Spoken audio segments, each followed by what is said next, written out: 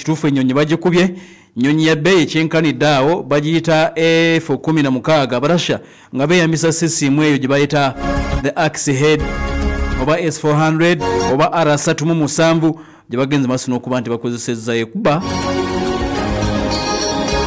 Naye ate era kitegere nti wakati mu Barasha bano okuba nti babadde bakula sisiimu ezibayamba okuba nti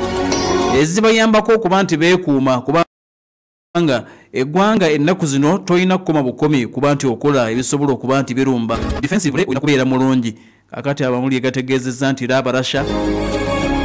mu mbeera eno jjukira nti balina eyo gye mugambye nti bagiyita S400 kakati ate balinayo ne Barasha balinayo ne eri most advanced air defense system gye bayita AC500 eno R307 owulidde byekoze naye ate balinayo n'eri Kabaka gye bayita AC500 naye abasajja abayitibwa Abarasha bagenda dda maaso n'okuba nti bagideployinga era amawulire galaga nti eno ne mu kitundu ekiyitibwa Crimea weeri AC500 Prometheus weeri oluusi bagiyita R6M55 oluusi bagiyita Triumph Factor M surface to air missile anti-ballistic missile system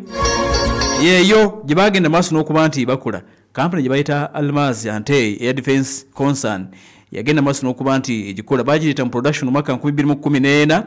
mu service yayingira mu 2021 ejeri Arasha eri omumwengula libayita Aerospace Army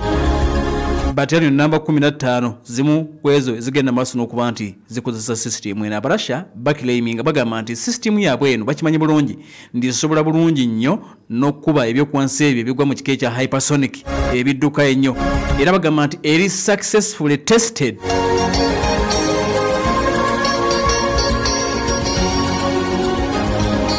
Kakati yeyo ye system esinga okubeera most advanced mwezo zonna zibalina naye nga amagambye nti bwe babadde bagenda maaso n'okuba nti bakuba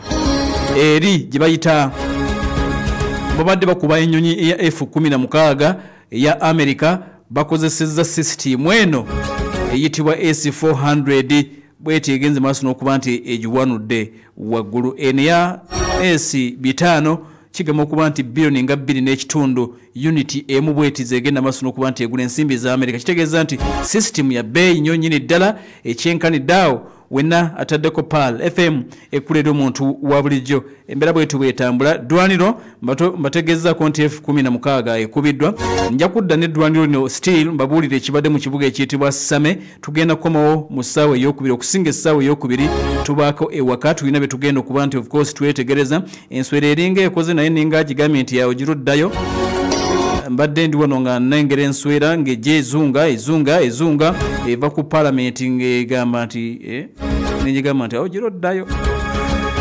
badde egandeetedde wano ng'eva ku parliament y'eggwanga neŋŋamba nti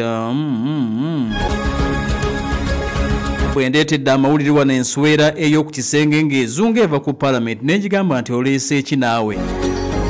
olindeetera emitawaana neŋŋamba nti gaagano ngenza okwetegereza nga nnengeramu ekibaasa baasa ate nga tekirimu bukadde 10 nga kirimu obukadde 1, 2, 3, 4, 5 nenjiga nti ate kati what is this enswera ekomyewo olwaleero nga ereesa amawulire ga kibaasa ekibaasa nga tekirimu bukadde 10 nenjibuuza ovaawo